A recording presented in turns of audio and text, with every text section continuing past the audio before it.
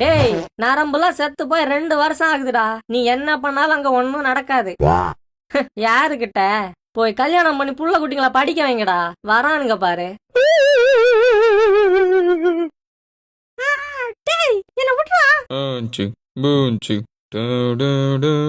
சந்தனம் போட்டாச்சு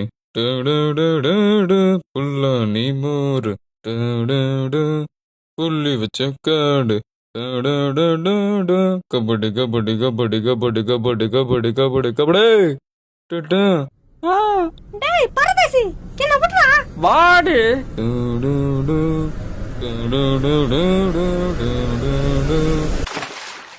ஐயே எரும மாட்டு ஜானி.